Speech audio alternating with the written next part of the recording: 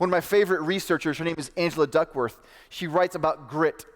She's a PhD. She's an Ivy League professor at Penn. And she says this: nobody wants to show you the hours and hours of becoming.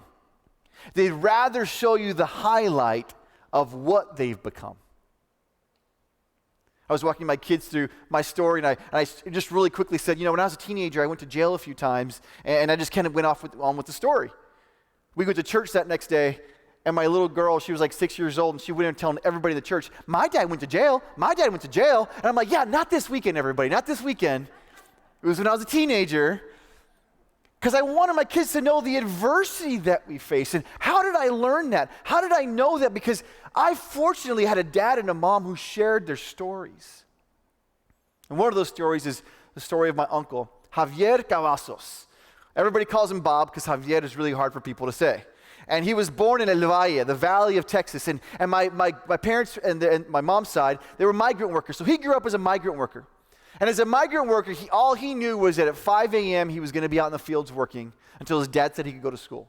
And there were days he wasn't allowed to go to school because they had to provide for their family. He lost his dad, my grandfather, when he was a teenager. And they used to travel up and down the Midwest just finding farms to work because we were not allergic to work. We were going to work. We were going to provide for our families. That's kind of the family mantra. You're going to work. We're going to do whatever it takes. They landed in Michigan, Lansing, Michigan. And my uncle, who had all this adversity, could have said, I'm just going to be a victim of my circumstances. But you know what he did instead? He found an outlet. He found a passion. He found a gift he had. And you know what he did? He took basketballs and baseballs, and he put them in the hands of kids who were working on farms, kids who were living in the slums, kids who were living in ghettos, kids who were living a life that he knew as a child.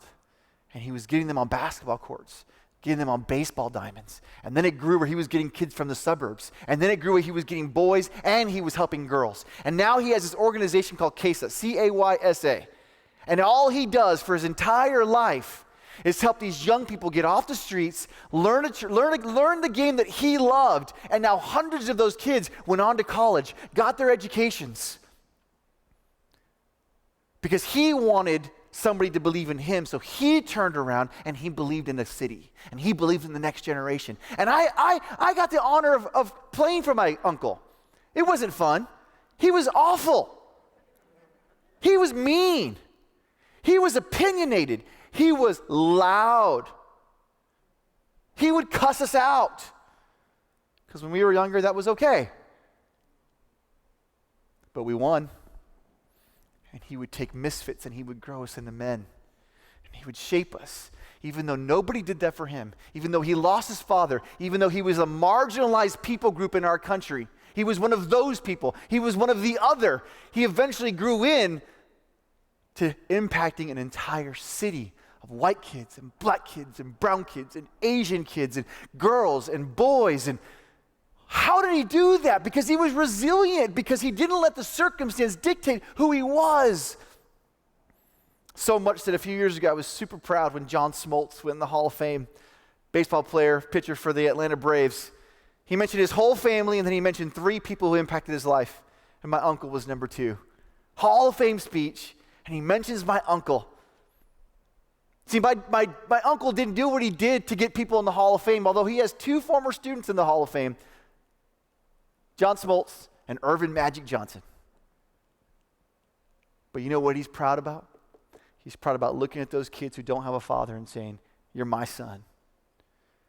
And you know what's humbling about that?